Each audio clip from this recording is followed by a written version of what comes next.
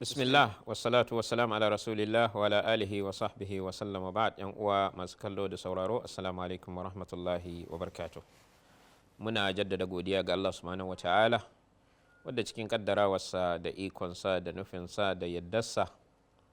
ya ba mu dama da iko na haduwa a wannan kafa ta AfricaTV3 inda muke faɗakar da juna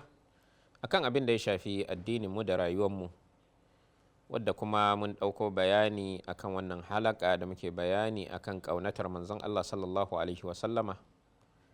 matsayin ƙaunar manzon Allah da kuma yadda sahabban manzon Allah suke ƙaunatarsa da wajen bin umarninsa da miƙa rayuwarsu da duk wani abin da suka mallaka don wato kare manzon Allah da kare addinin Allah, wadda kuma muna wannan bayanin ne muna gina su akan dalili don mu yi koyi mu gina soyayyenmu da ƙaunarmu da muke wa annabin Allah akan dalili da kuma bin tafarkin magabatanmu waɗanda su ne farkon waɗanda Allah ya tarbiyyantar da su tare da wannan manzon Allah, suka tsaya tare da shi suka sadaukar da rayuwarsu domin sa da kuma addini. Allah ba shi mu ma mu samu rabo a cikin wannan ƙaunar, kar mu gina ta akan abin da mu muke ganin shine na ra'ayinmu, wadda la shakka wannan halaka ba ta zo ne haka kawai ba, ta zo ne akan gaba wadda mun sinci kanmu a yau. Waɗansu masu da'awa sukan fito su rushe ma hatta irin hadisan da suka tabbata a littattafan da suka fi kowanne inganci, su rusa su da da'awan cewa suna wanke annabin Allah sallallahu alaihi wasallam daga abubuwan da ake jinginawa zuwa gare shi, da mun sani hatta a ɓangaren aƙida akwai waɗanda suke inkarin sunayen Allah da sifofin Allah, suna da'awar cewa su ɗin nan suna sarkake Allah ne, yasa suke tunkuɗe waɗannan sifofi da sunaye ko suke masu tawili, wadda suna ganin tabbatar da su kaman kwatanta Allah ne, kamanta Allah ne da abin halitta, wanda kuma wannan gurguwar fahimta ce, ta saba wa irin fahimtar magabata da waɗannan nassosi suka fara saukan masu kuma suka fahimce su, annabin Allah ya musu bayani, ba su yi irin wannan mummunan tunani ba da mummunan zato da waɗancan suka yi, suke ganin cewa kamar wata hanya ce ta daɗa wato a bayani ko kuma sarkake Allah, da irin wannan ɗin ne waɗanda suke da irin wannan da'awa na soke hadisan manzon Allah sallallahu alaihi wasallam ingantattu, ta iya tunaninsu da hankalinsu suka saba wa manhaji da magabata suka gina na tabbatar da inganci ko rashin ingancin hadisi, wadda sun yadda sun yi ittifaki waɗannan hadisai sun inganta. Saboda haka su kuma waɗannan waɗanda suke ganin cewa su masu hankali ne ko masu tunani ne ko abin da ƙwaƙwalwarsu ta riya masu shine ya kamata a dawo da shi wajen amfani na naƙadi ga hadisan manzon Allah. To ya ƴan uwa, wannan halaka ta zo ne ta yi bayanin irin kaunata da matsayin ƙaunan manzon Allah da yadda sahabbansa suka ƙaunace shi, mu ma mu yi koyi da su, Allah ba shi mu ma mu samu rabo a ciki. Muna bayani irin yadda sahabban manzon Allah sallallahu alaihi wasallam suke ƙaunatarsa da yadda suke bin umarninsa da yadda suka miƙa wuyarsu ga shi annabin Allah sallallahu alaihi wasallam ba tare da kallon wani abu na duniya ba. A halakar da ta gabata mun ɗauko bayani akan mutanen Madina lokacin da suka yi wa annabin Allah mubaya'a suka nemi ya yi hijira zuwa Madina saboda takura da mushrikin Makka suke masa na hana shi yada da'awarsa na yada addini, suka nuna cewa su za su tsaya su ba shi kariya, wadda sun ɗaukan masa wannan alkawari, kuma suka nemi cewa to su in suka yi wannan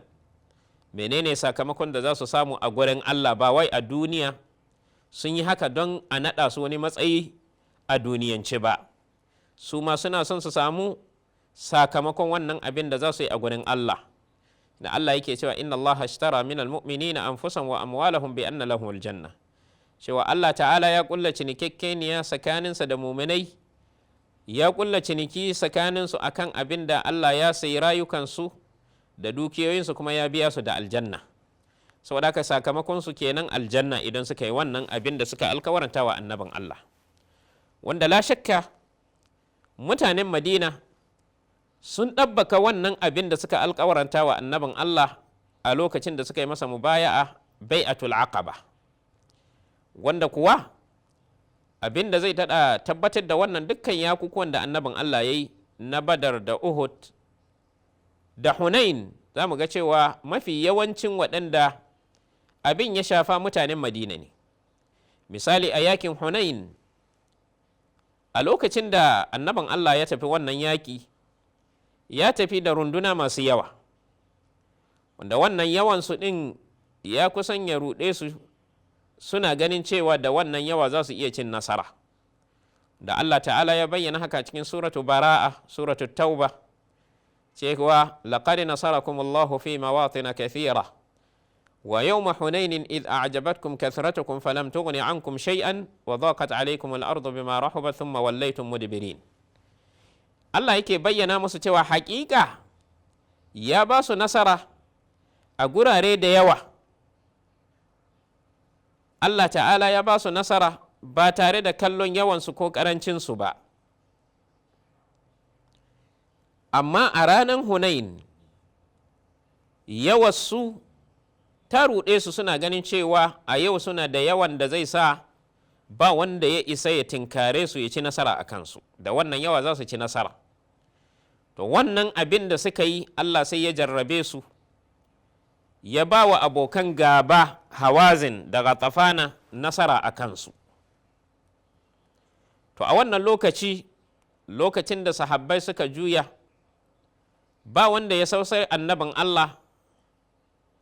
da Abu Sufyan bin al-Harith, ɗan baffan manzon Allah sallallahu alaihi wasallam, da Abbas, su kaɗai suka rage tare da manzon Allah. A lokacin annabin Allah ya juya, wanda hadisi ne tabbatacce a Bukhari da Muslim, hadisin Anas, ya yi kira guda biyu wanda bai jirkita wannan kiran a cikin kiran da ya yi ba. Wato abin da ya juya sai, ya ma'ashar al-ansar, ya ku taron mutanen Madina, ina kuke? Sai suka amsa suka ce, ya annabin Allah, amsa wanka, muna nan tare da kai. Wato su ne a lokacin ya kira su, lokacin da aka juya aka bashi shi kaɗai yana tinkaran abokan gabansa, abokan gaban musulunci kenan. To lokacin da ansar suka dawo suka fuskanci waɗannan, kuma aka samu nasara. Da aka samu nasara, aka samu ganima mai yawan gaske a wannan yaƙi na Hunain, da bayanin ganimar ya zo a hadisin Anas bin Malik da hadisin Abdullah bin Zaid bin Asim, duka a cikin Bukhari da Muslim. A lokacin da aka tara wannan ganima, annabin Allah sallallahu alaihi wasallama da ya zo raba ganimar, sai bai ba mutanen wato Madina komai a ciki ba, ya ba wa muhajirun, ya ba wa sababbin musulunta da suka musulunta lokacin da aka buɗe Makka, da ma waɗanda ake kwaɗaitar da su shiga musulunci. To wannan abu la shakka jarrabawa ce da za ta tabbatar da irin abin da su ansar suka yi mubaya a kai tun farko, shin da gaske suke yi ba don wani abin duniya suka yi ba. Saboda a nan a lokacin da gumurzu ya kai gumurzu kowa ya juya, annabin Allah su ya kira, kuma suka zo kuma aka samu cin nasara da aka zo raba ganima kuma ba a ba su komai ba. To a wannan lokaci bayan annabin Allah ya yi wannan, la shakka akwai ƙorafin da ya biyo baya daga ɓangaren mutanen Madina, amma matasan cikinsu waɗansu sun koka cewa to idan gumurzu ya taso mu za a kira, amma idan aka samu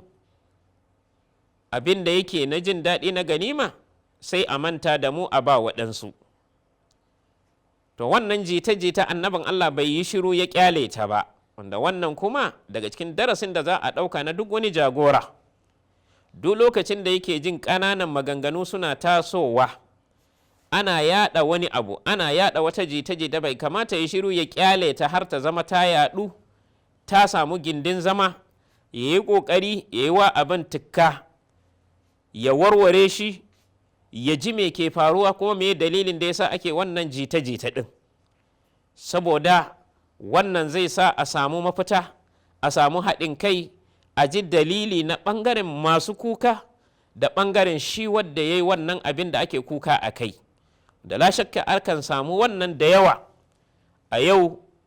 a samu jagorori suna waɗansu ayyukan da watakila talakawa suna kuka a kai, ba za a saurari wannan kukan ba, kuma ba za a ɗauki mataki na magance wannan kukan da ake yi ba. To wannan a wannan yanayin da annabin Allah ya yi wannan abin, mutanen Madina an samu masu kokawa, annabin Allah da ya ji wannan kuka sai ya ce to bari ya magance wannan matsala ɗin, sai ya kira taron gaggawa, amma a wannan taro ya ce kaɗai zai zauna ne da mutanen Madina, baya son haɗi da kowa a ciki don ya magance wannan matsala ɗin. Bayan sun taru, annabin Allah da ya zo sai da ya tambaye su, shin akwai wani wanda ba mutumin Madina ba a cikin ku anan? Suka ce babu, sai dai ɗan ƴar uwarmu. Sai annabin Allah ya ce ɗan ƴar uwa ai shi ma ɗan uwa ne. Saboda haka a lokacin yake tambayan su, wannan jita-jita da nake jifa da yake tasowa daga ɓangaren ku, sai tsoffin ciki da masu hankali ciki suka ce ya annabin Allah, wannan ɗabi'a ce ta matasa cikin su suke wannan. To a lokacin annabin Allah sallallahu alaihi wasallam ya ce la shakka wannan abin da suka yi suna da dama su yi, to amma ya tuna masu waɗansu abubuwa na ni'iman da Allah ya musu ta sanadiyyar shi annabin Allah, wadda a lokacin su kansu suke cewa la shakka ba su da abin da za su goranta wa annabin Allah. Annabin Allah shi ke da hakkin ya goranta musu, ya faɗa masu duk wani abin da yake gani na gorantawa. A ƙarshe dai yake ce masu, shin ba za ku so cewa mutane su tafi da dukkan wata ganima, ku ya kasance rabonku shine ku tafi tare da manzon Allah sallallahu alaihi wasallam, ku mai da shi zuwa gidajenku ba? Saboda haka kenan wannan ƙauna da suke wa annabin Allah ta fiye musu komai. Duk wani abu za su iya rasa shi in dai za su kare manzon Allah, su kasance tare da manzon Allah sallallahu alaihi wasallama, wadda kenan dukkanmu duk wani abin da za mu iya samu, idan ba za mu kare sunnan manzon Allah ba, to fa wata ƙauna da muke faɗa ta son manzon Allah ƙauna ce ta ƙarya, ba ta da gaskiya, wadda kenan za mu gabatar da ƙaunan addinin annabin Allah sama da komai. Wannan ƙauna da sahabban manzon Allah sallallahu alaihi wasallam suka nuna masa na kare shi, su ba da kansu da dukiyarsu, wannan ita ce ƙauna ta gaskiya, wadda daga cikin darussan da za mu ɗauka har yanzu game da yadda sahabban manzon Allah sallallahu alaihi wasallama suka sadaukar da rayukansu wajen kare manzon Allah. Daga ciki har yanzu na irin wannan ɗabbaka ƙauna da ake wa annabin Allah sallallahu alaihi wasallama, za mu iya ɗauko hijiran manzon Allah sallallahu alaihi wasallama daga Makka zuwa Madina, wanda ya tabbata Bukhari da Muslim hadisin Bara bin Azib, Allah ya ƙara masa yadda da shi da mahaifinsa, yake cewa Abubakar ya sayi sirdi da ake ɗorawa akan raƙumi ko doki ko jaki don a zauna a kansa. ya tsaya a gurin mahaifinsa shi bara azib kenan. Lokacin da ya sai wannan sirdi sai ya ce wa azib ya umarci ɗansa ya kai masa shi gida. To lokacin da shi bara ya kai wannan sirdi sai yake tambayan Abubakar ya bashi labari abin da ya gudana lokacin hijiransa tare da manzon Allah sallallahu alaihi wasallam daga Makka zuwa Madina, wadda anan mun ga yadda Abubakar Siddiq ya damu da rayuwar manzon Allah sallallahu alaihi wasallam na lokacin da suke cikin kogon Thawr, gharu Thawrin, inda annabin Allah ya yi mafaka kwana 3 kafin ya wuce zuwa Madina. Lokacin da mushrikai suka taho gurin, Abubakar yake cewa, da ya tabbata Bukhari da Muslim hadisin Abi Sa'id, cewa da ɗayansu zai kalli kafansa to da zai iya hango su a cikin wannan kogon. Yadda Abubakar hankalinsa ya tashi na kada a taɓa manzon Allah sallallahu alaihi wasallama, har annabin Allah lokacin da Allah ya saukar da wannan aya, illa tansuruhu faqad nasarahu Allah إذ أخرجه الذين كفروا ثاني اثنين إذ هما في الغار إذ يقول لصاحبه لا تحزن إن الله معنا. Allah yake tabbatar da yadda Abubakar ya shiga damuwa na kada mushrikai su samu wata daman da za su taɓa manzon Allah sallallahu alaihi wasallama. Saboda haka kenan dai waɗannan misalai duk suke tabbatar mana da ƙauna ta gaskiya, wadda wannan a lokacin da annabin Allah yake raye, wanda har yau da ni da kai muna da wannan dama na ba da kariya wa addinin manzon Allah ga duk wanda zai ci mutuncin sunna. Mu tsaya mu ga cewa mun magance, mun ɗauki mataki a kansa, sa'an nan kuma dagewa wajen yaɗa karantar da sunnan manzon Allah sallallahu alaihi wasallama, wannan yana daga cikin ƙaunatar annabin Allah sallallahu alaihi wasallam, ƙauna na gaskiya. Da wannan halaka take ƙarewa, nake cewa subhanakallahumma hamdik ashhadu an la ilaha illa anta astaghfiruka wa atubu ilaik. Wassalamu alaikum wa rahmatullahi wa barakatuh.